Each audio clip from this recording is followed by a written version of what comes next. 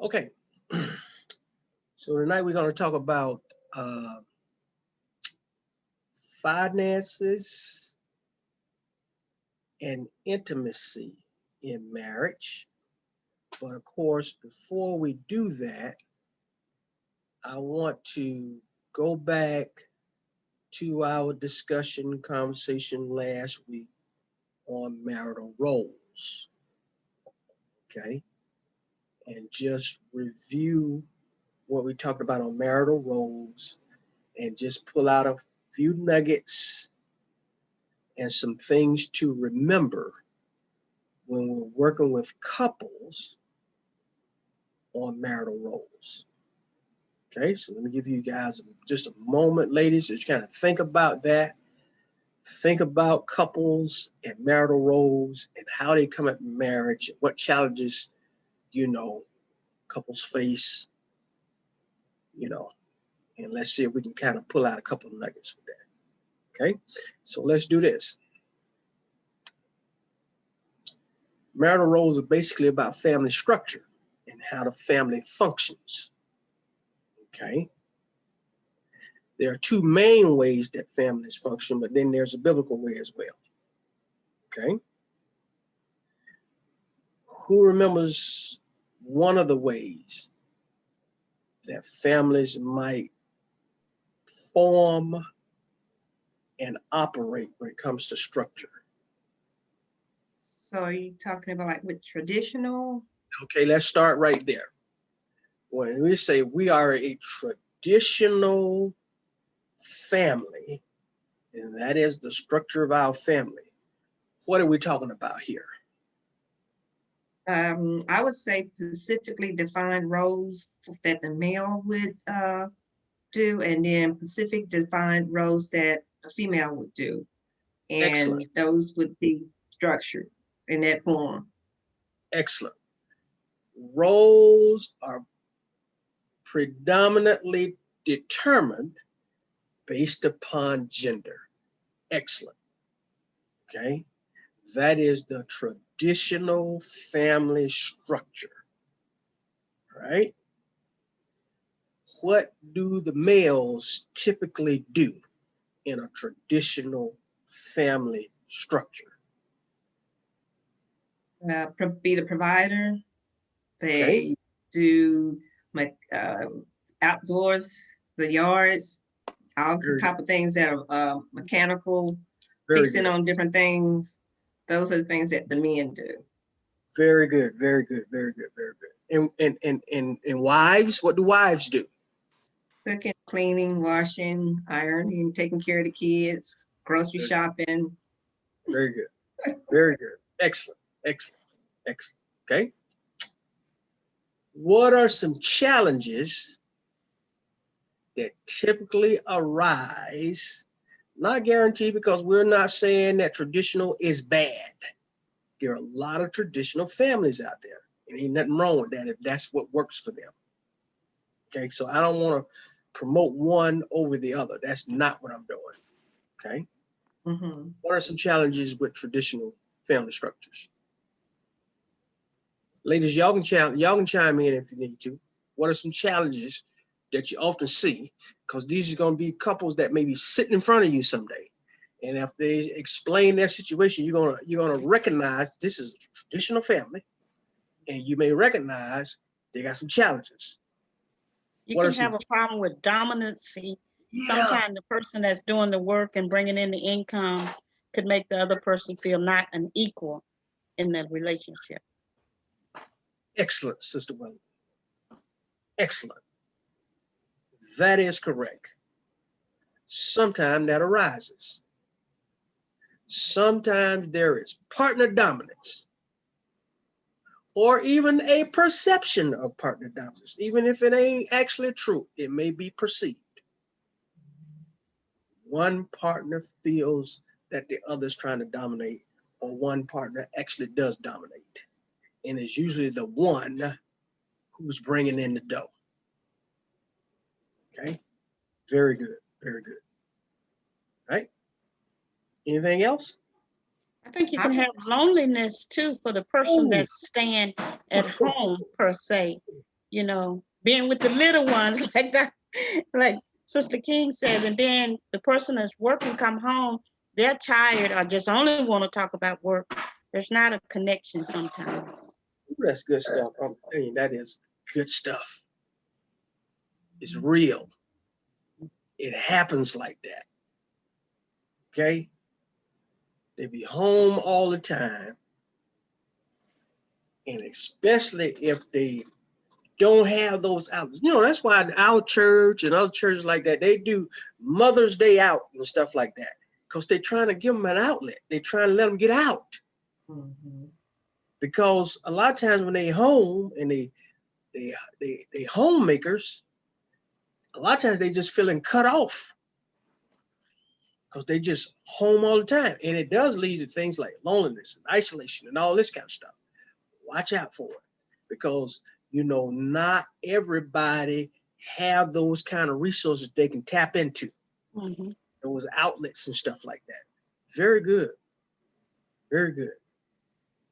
Okay, good And stuff. sometimes, you know, a person could be belittled because of being a homemaker. You know, you figure they're not doing anything. And, Yeah. you know, It could go both ways. They could feel belittled or they can be treated belittled. Excellent. Very good. Very good. Great stuff, y'all. Great stuff. Great stuff. Okay, y'all got the traditional. Y'all got it. Okay. What's the other one called? Complimentary. Okay, complimentary is the one that I want to talk about last. Okay, but there's another one out there that's it's postmodern, very popular these days, especially among young couples. I know which one it is. It's the 50-50, but I don't That is can't pronounce the good word. enough. Good enough. 50-50 means what? And the word means the same. That is correct. It's called egalitarian, and that word means equal. Okay, very good. It's called egalitarian, and the word means equal. And that's how they approach marriage. Okay, they approach it 50-50.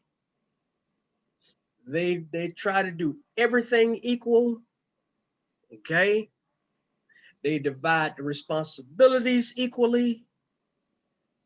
They want to divide the money equally. They want to have their own bank accounts. Okay, the whole thing. Okay, nobody has any authority, power, structure, leverage, none of that over the other person. Straight equal. Okay, that's called the egalitarian approach to marriage. Egalitarian structure. Okay, very common, especially among young people. Now, where did that kind of come out of birth? What era gave birth to egalitarian? I know y'all know. Here 70s, early 70s, late 60s, early 70s. What was popular? You getting close. What else was popular back then? Burst on the scene. Feminism. I was going to say the women's movement. That is correct. Women's liberation. That is correct. Mm-hmm. That is correct. That's what gave birth to all of this. Okay? The women's liberation movement and that whole deal. Now, how about this? I know you can see it easily. What was the response to the women's layup movement? Come on, y'all. Come on. Y'all already know. Y'all already know. I'm asking you what you already know. Was it more divorces? No. What was a response to the feminist women's liberation? I'm going to give you a name, and it's going to help you remember. Ronald Reagan. New Deal or whatever? I don't know. The moral majority. Okay. The right, the moral right. They started pushing the whole traditional thing. Okay, they started pushing the whole family values, you know, Reagan conservatism, all that kind of stuff. You know, that's why it's so polarized now. That's why it's so polarized now. Okay, you going back to feminism and that whole movement, and then you had Reagan and the moral majority come out, and they started opposing each other.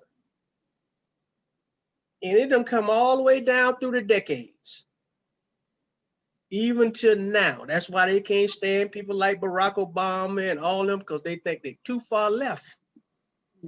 And they don't have family values. I know y'all heard that, family values.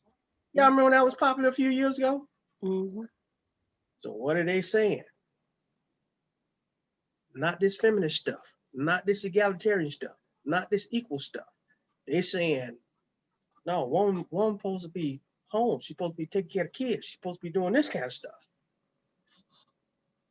That's where you start talking about it's a what they call it, a culture war. That's what the whole culture war is about in this country. It's the whole culture war. So let's go back to egalitarian. We know what it means. We know what it means, okay? What kind of issues you might run into with egalitarian? Now, it sounds good. I mean, everybody's equal, everybody's fair, okay? It sounds good. What kind of issues you might run into with egalitarian, though?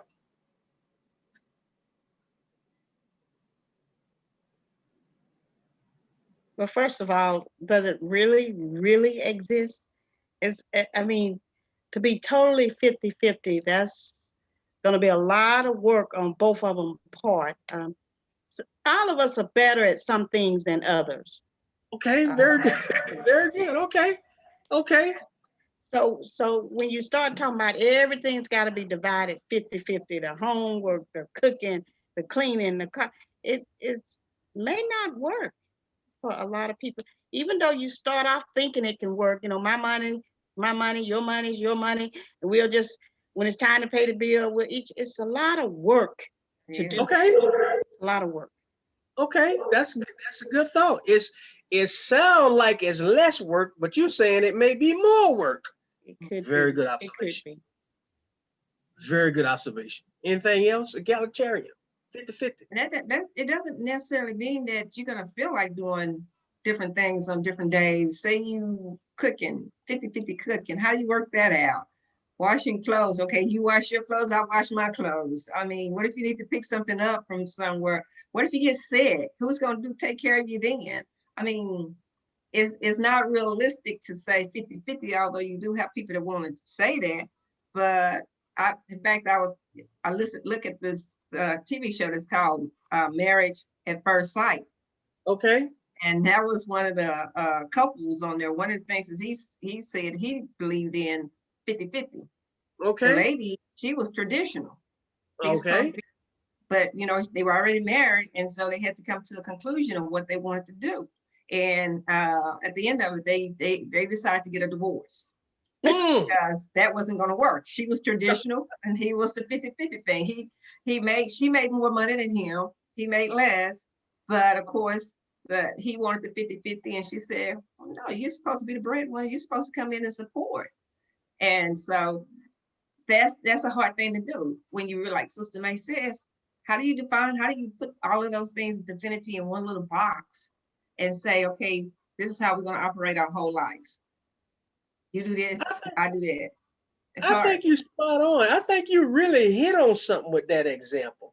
And I think that's really because now you got to remember now, and I ain't saying it, I'm talking here, you know, I'm talking here as, is it possibly true? Because I don't know if it is. I don't have the statistics in front of me. I do know that when egalitarian became very popular, the divorce rate went way up. Okay. Could that be a connection like that? I don't know. I'm just saying. I think also, Dr. Young, you lose that trust factor. I'm just thinking now because you lose the trust factor. You know, I have to trust that if I get fired tomorrow, that they walk me in and say it's just over, we don't want you anymore, that my husband has my back, whether I go back to work next week, next month, next year, versus now I've got to go out because I've got to bring in my 50-50. I think there could be some trust issues there. I'm trying to find the good side of it, and I just haven't found it yet. But the good side could be independence. Yeah, yeah, Love yeah, independence. yeah. I think you're spot on. It is some good in it. It is some good. On the surface, it is some good in it. Okay? You got somebody who's supposed to be just as committed as you are. Mhm. Okay? And they gonna supposed to be working just as hard as you are. Okay? And they supposed to be putting into the pot just as much as you are. Sounds good. Okay? Sounds good. All right? On the surface. And maybe it works good for a lot of couples because we know a lot of them are choosing this. Okay? But there are issues with this kind of arrangement. And y'all already been naming some. Y'all already named, those are great examples. What if I can't share my load? What happens to me now? Life happens. I can't share my load. Okay? What you carrying me now? Now you don't want to be with me because you care. You're going to find somebody that can carry their load? May lead to that kind of thinking. You know? It may. Okay? My job important. Your job important. The baby's sick. Who stays home? Right. Huh? My job more important than yours. Why I got to stay home? 50-50. 50-50. You know, you run into that kind of thinking. Okay. Always be ready just in case. Keep your stash just in case. 50-50 kind of thinking. Trust factor. Y'all already pointed it out. Now, the third one is called complementarian. Okay, and it is a biblical model that tries to take the best of both worlds. Okay, it does have a traditional structure for the purpose of order, though. Okay, man is expected to lead his family. He is recognized as the appointed leader of his family. Egalitarian, there ain't no leader. There's a co-leader. In traditional, there is an appointed leader. It's the husband. Okay. However, like egalitarian, each person works in their area of giftedness. Okay. There are no set job descriptions. Okay, with complementarian. Job descriptions are not based upon gender. Okay, it's based upon giftedness. It's trying to take the freedom that's associated with egalitarian plus the structure that's associated with a traditional and put them together and let the man and the woman complement one another. That's the complementarian. That's the biblical model. Okay. And as the head, by the way, this is huge right here. Okay. As the head of his family, he leads like Christ. And how did Christ lead? Christ was a what? Y'all remember what he did for his disciples? He was a servant. There you go. That is correct. That's how he leads. He leads by serving. That's how he leads. That's the complementarian model. It's not just a title. He's not a benefactor. Matter of fact, the higher your title go up, the more you what? Serve. Mhm. That's the complementarian model. The higher your title, the more you serve. Okay? And your role is to make the other family members successful, not to be served. Remember scripture, Mark 10:45 says, the Son of Man came to serve, not to be served, and to give his life a ransom for many. Mhm. That's the complementarian model. Benefactors find ways to benefit from those who are under them. Not so with you. That's Jesus' words. For even the Son of Man came not to be served, but to serve and give his life a ransom for many. Okay?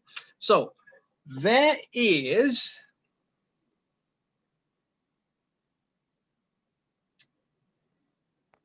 roles, family roles. Huge. Okay?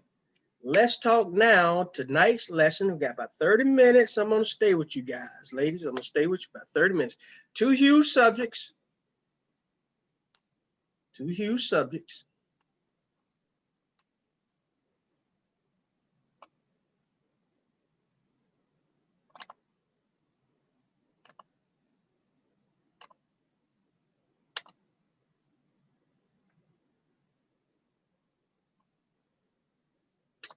Finances and intimacy. Finances and intimacy. I'll be sure Can to you send send you. us? Okay. You know I will, Sister King. Okay. Can't wait to tap into y'all wisdom on these two subjects. My goodness. Okay. Can't wait to tap into your wisdom on these two subjects. All right.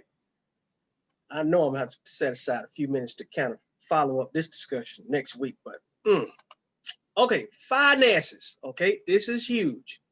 When you're working with your couples, okay, these are the kind of conversations you want to make sure that they're having with one another, especially best if it's premarital. Best if it's premarital. Okay. The key is transparency, right? The key is transparency. Okay. When it comes to finances, they want to make sure they're talking about debt. They want to make sure they're talking about what kind of credit one another has. Listen, is it important? Is it important that they know what kind of debt that the other person has? Y'all Yes. talk to me about that. Come on, talk to me now. Yeah, Talk to me. it's very important because they may come with a whole basket of debt and with a little bit of money, and they can't afford to actually pay towards really any of the expenses around the house because they're so overwhelmed with debt. And so either they're going to maintain that debt but still trying to pay it and not pay very much on the expenses that they came into, or they're going to be going to where the credit reports and things like that because you untimeliness, are not paying. So yeah, I think I would definitely want to know that. Okay, now you mentioned credit report. There are some out there who promote. I'm not one of them. I'm just transparent now. I'm not one of them. I ain't for it or against it. I just have never gone there. But there are some marriage counselors who say, don't marry him until you pull a credit report. Y'all give me some feedback on that. Talk to me about that, ladies. I mean, come on, y'all talk to me about that. I mean, I'm dead serious. There are some marriage counselors out there who say, I think don't. it's very reasonable to. You think it's reasonable? I really do, because it's reasonable not to break them up just so they can come together with a plan. If I'm heavy in debt and Andrew's worked, several years to get his credit score high, we get married, he's thinking we're going straight to a house or something of that nature. We can't get anything because usually now they want it in both names. What if I'm making the biggest income? So they're naturally going to assume I'm the one. And I say this because this is kind of what happened to me years ago, which people didn't pull credit reports like that. But I just think the more you know, I don't think it always diminishes the love, but you can just plan and prepare. And that's what premarital counseling is for to prepare.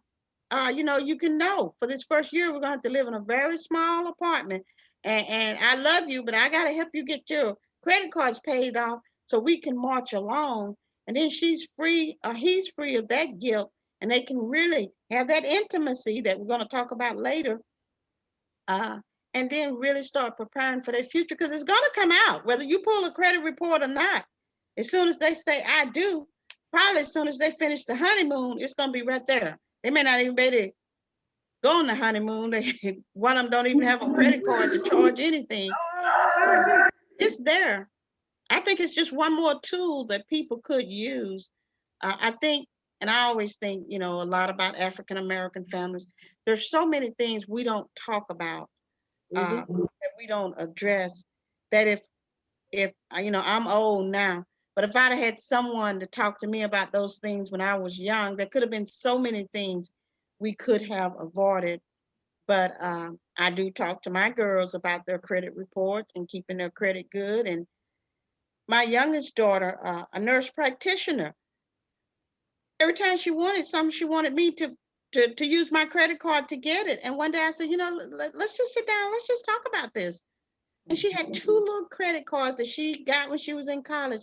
I said, you have to pay those off.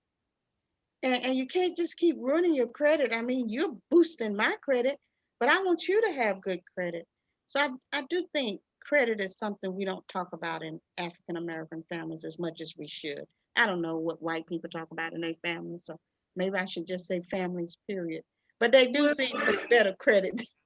They do. Yeah, we would get terminated if we didn't pay. If you were behind on something and wasn't paying for it, you would get terminated. So of course, like I say, there's certain things that structures you. I would think with me, I would want to know. I think it gives you a choice. I think it gives people a choice to know stuff like that up front, because if it's something either they can tolerate or they can't tolerate it. Because if you already know up front, hey, I'm sorry, you made all those bills. I'm not going to help you pay them down. You pay them down, then you come back and see me. I'm just saying, not saying that I would do that, but I'm just saying, I know me.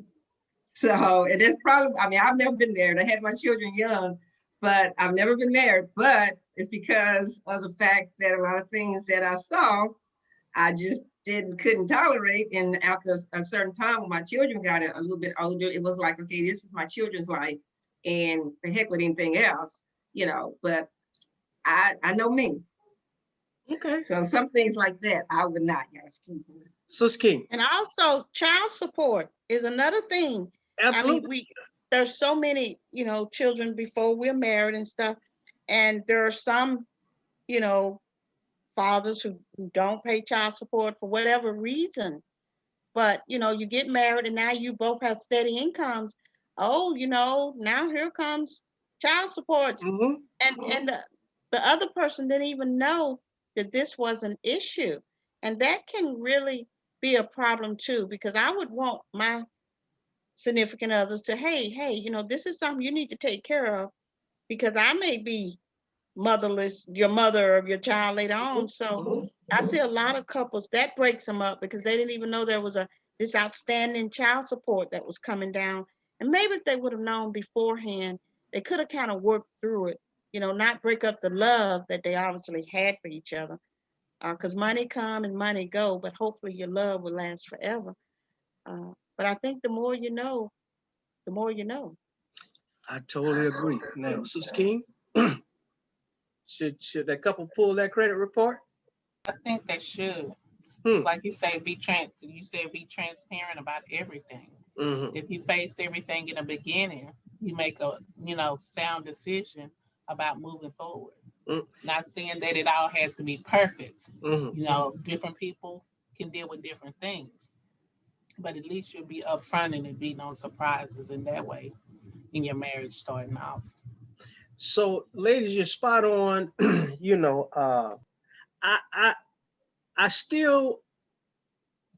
I'm still not sure I would counsel a couple. Yeah, I see to pull a credit report.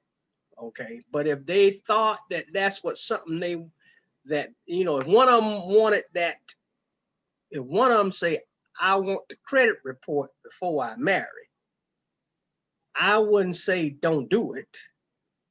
I would support it. But at the same time, I would be concerned with, do you not trust what he's telling you about his finances or what she's telling you about her finances? That you need to see it in a credit report. Okay. I would be concerned on that end of things. I mean, that's a whole nother issue, because really the goal is to be transparent, like we said, so there are no surprises. You want each person to know what they're marrying into. Okay. And if one or the other is holding back that kind of information, it's going to be big problems later on. Mm-hmm. But if I got to pull a credit report to find out, I got problems already. Okay, so that's just kind of that's just kind of where I am with the credit report thing. I don't think I would pull. I'm not sure if I would pull a credit report, but I guess I would want to know. My thing would be more or less to look at your habits. Are you paying what you should? Are you have the money and you just go blow it on something that you don't even necessarily have to have? Very good. And so I'll be looking at trying to see, kind of vision your spending habits, because that could be why your credit is not well. Very good. So, like I said, I don't know that I would necessarily pull a credit report, but I would definitely be asking questions, and I would be focusing and paying attention too. I really believe God is faithful that you almost have to have your eyes closed to go into a situation. If you really observe it, to go in a situation and you don't know what you be married into. Okay, because I think the Lord is so faithful. He will show you signs about what you've got to get into. Okay, he'll show you signs. Now you can ignore the signs, right? Or you can ask for more information if you really want to know. Mm-hmm. Not everybody really want to know. I'm just being honest. But not everybody really want to know. Some people just want what they want. They want to be married. They just want to be married. They don't want nothing to mess up their plans. Okay. And they know if they find out A, B, and C, that it'll be a bad decision. And they know they don't want to make no bad decisions. So they say, ignorance is bliss. I'd rather not know, and I'm just going to keep going. Okay. We see that way too much. But the whole idea is you want to make an informed decision. That's why we're coaching them, because as you ladies have already said, if I know the debt and I still marry you, that debt is now my debt. Mm-hmm. That's how marriage works. It's no longer your debt, my debt.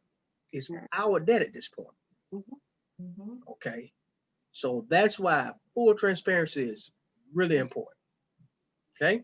And you can get out of debt. Mm-hmm. You really can. You can have a plan. You can work on it. You can get out of it.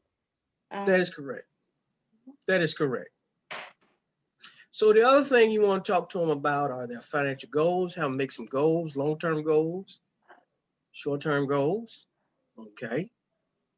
And then very, very, very helpful that you can help couples with, because a lot of them just do not know how to live on a budget. Mm-hmm. Okay, just a great exercise you can help couples with is to live on a budget. Okay, so what I want to share with you, to continuing on. Okay.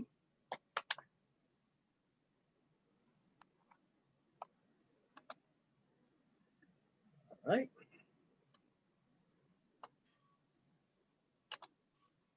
So here are some resources that I want to just be aware of. In your Preparing Rich packet, there are a couple of them. It's called The Meaning of Money Exercise. Okay, and it just talks about, it asks them these questions about how you view money. Do you see it as power? Do you see it as, you know, as security? Do you see, you know, they're asking these questions, the meaning of money.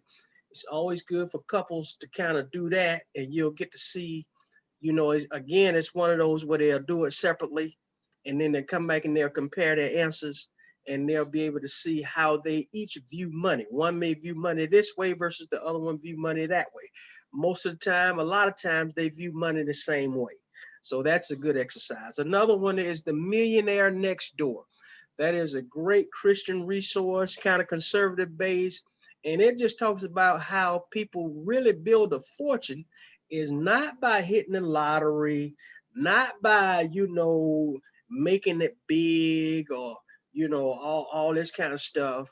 It talks about how many people in our nation, in our nation's history, the ones, it's more people who have become millionaires by simply saving and investing and living frugal than it is the ones that you see on television, see blinging, see, or, you know, with these big sports contracts, hit the lottery, all this kind of stuff. It's way less of them than it is the ones who just worked hard, saved their money, invested their money, and live frugally. And then the whole thing with the Millionaire Next Door is they're right next door to you, and you won't even know they're a millionaire because they don't live like it. Okay? Just a great resource for all of us to just very insightful, very good to just to think about. Okay? So, you know, that's one you can refer a couple. And then anything Dave Ramsey or Larry Burkett, very solid financial advice, solid financial teaching. You know, anything like that. You want to be able to share with couples, point them in those directions. Okay. So that's finances. Of course, they say if you ask, you know, there's so many people out there that are big and they're into finances, and many of those who are into finance, they say finances is the number one cause of divorce. Okay, so the people who are big and work in finances, they identify finances as the number one cause of marital splits and divorce and all that kind of stuff. I don't know. I don't dispute it, but I know managing finances is hugely important. But I think the number one thing is being able to communicate. Okay, intimacy. Again, we're talking about the same type of thing, marriage, finances, and intimacy, so closely related. Okay, so closely related. I have dealt with many couples who are they just not connecting, and you know they are not really on the same page, and they talking about splitting up and all this kind of stuff, and they talking about intimacy issues, but when you peel back the onions, a lot of times it be finances. He ain't working, he ain't contributing, he ain't doing, and I ain't talking about no egalitarian stuff here. Okay, I ain't talking about no egalitarian stuff. You know, she just feels like she's being taken advantage of. That's a difference between egalitarian. Don't y'all agree? Mm-hmm. Okay, so, you know, a lot of times that will indeed inhibit the whole intimacy in marriage. But when it comes to intimacy in marriage, some things that you want to be able to talk to couples about, you know, again, it's all about transparency, especially in the premarital stage. Okay. I know they don't even think about it, they don't want to talk about it, but it's important, you know, that they are transparent about their history, you know, not saying they tell everybody they've been with and all that kind of, that's not what I'm saying. Okay. But if they have had significant people in their life and they don't want to keep that hidden and then it come out later on and that kind of stuff, okay. When it comes to things like sexual intimacy in marriage, they want to be able to talk about what they enjoy, what they do not enjoy. They gotta be able to have those kind of conversations. Okay. They need to talk about being sensitive to one another, you know, sometimes, you know, one may be feeling tired, overworked, mentally fatigued, just mentally, these different things. And those kind of things come up, and they may affect intimacy in marriage, okay? So they want to be able to be sensitive to one another and how that impacts intimacy, okay? And then, of course, issues of abuse, especially if it was, childhood, sometimes that stuff lingers for years, okay? And it affects.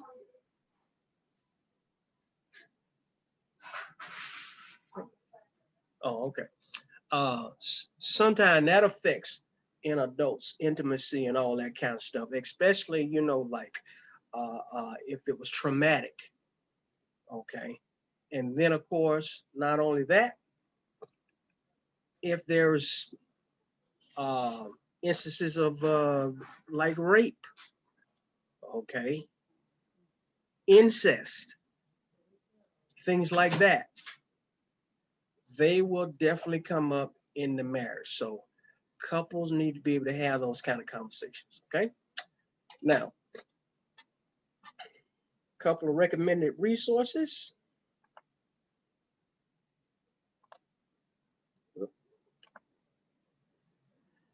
Recommended resources, couple of them. Intended for Pleasure. These are both by Black authors. Very, very great resources. Been out there for a while. Intended for Pleasure. Ed Wheat. Again, just a great resource. It is more on the technical side, trying to, expose gospel. And they both Christian books. They're Christian. Intended for Pleasure, Sexplosion. Joan Ramona Bailey, they are members of Oak Cliff Bible Fellowship, and they wrote a book on intimacy and all this kind of stuff. And both of those books are more on the technical side, okay? And they go into all the, huh? You had that book? I have Ramona Bailey's book. Okay, there you go. There you go.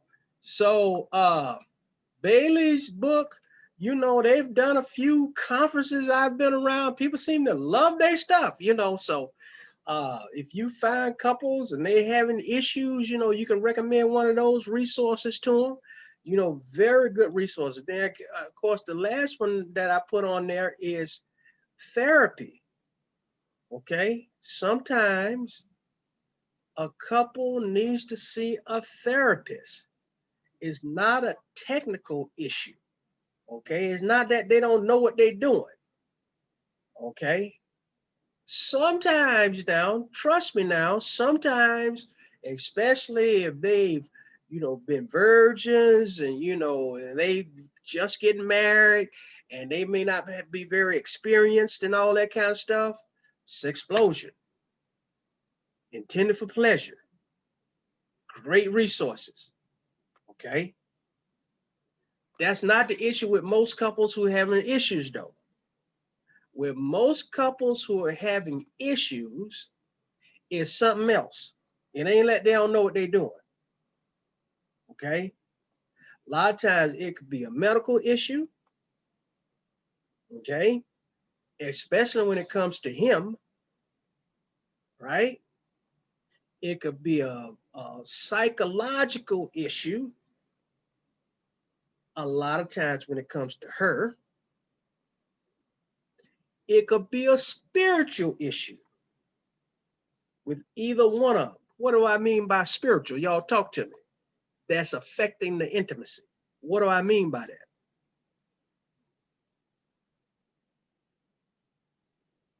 Come on, ladies. I ain't trying to challenge you. How can spiritual issues impact intimacy in marriage? There may be some things that one partner may feel that they want, and another partner may feel spiritually this isn't some of the things we should be doing. Is that where you're going? Yeah, I mean that's kind of exactly where I'm going. I mean, is this right? Is this holy? Is this biblical? Can you do that? That kind of stuff. sometimes they got a bad past. Mhm. They still feel guilty about their life before marriage. And that they're bringing it into the marriage with them. Mhm. And it's Hmm. impacting the intimacy with their spouse. That happens too. So those are just a couple ways. I had a couple one time. I kind of mentioned this earlier. She wasn't completely transparent about her past. She married the guy.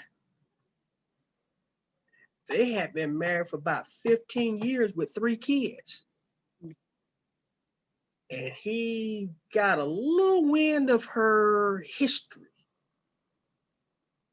He started badgering her to tell him about her past. And he badgered her and badgered her and badgered her, and she told him. And that almost ripped their whole relationship apart. Okay? Almost ripped it apart. So those kind of things, you just got to be wise about. You know, that's why you want to promote transparency on the front end, because it can come up later and impact the relationship, the intimacy, and all that kind of stuff. All right, any thoughts as we get ready to close out? Any thoughts?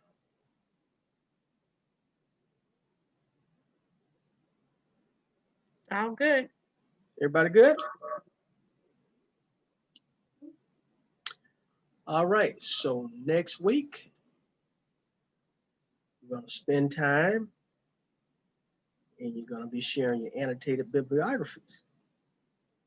You're going to tell what's on your list and why you chose it, and how it can be helpful to us as counselors. Okay? Some of the things may be pertain to marriage. This is a great book for marriage counseling. Most of them should be. There may be some that may be good for other areas of spiritual life or whatever, okay? So you just want to be able to tell how this resource is helpful, can be helpful to us as counselors. So if I run into an issue and I'm dealing with a person or a couple that's dealing with so-and-so issue, then I can go back to my annotated bibliography list and I can remember you recommended a book that dealt with this particular subject matter. And I can tap into that resource. I can read it for myself or I can assign it to somebody else. Okay? That's the purpose of annotated bibliography. All right. All right, guys. Well, listen, y'all have a good week. And well, I look forward to seeing y'all next Monday as we get ready to wrap things up. Down the home stretch. Okay? All right, let me pray. Let me pray. Okay. Father, again, we love you and we thank you again for your love for us and for another Monday. And we just give you the glory and the praise. I pray for their week. May the students have a wonderful week as they finish up. May they finish well with all their family responsibilities, work responsibilities, and studies as well. We give it all over to you. In Jesus' name, amen. Amen. Hey, y'all have a great week, okay? Amen. Good night, You everyone. as well. Good Stay night. safe. All right, Same you to all you. too. Good night. All right, bye-bye.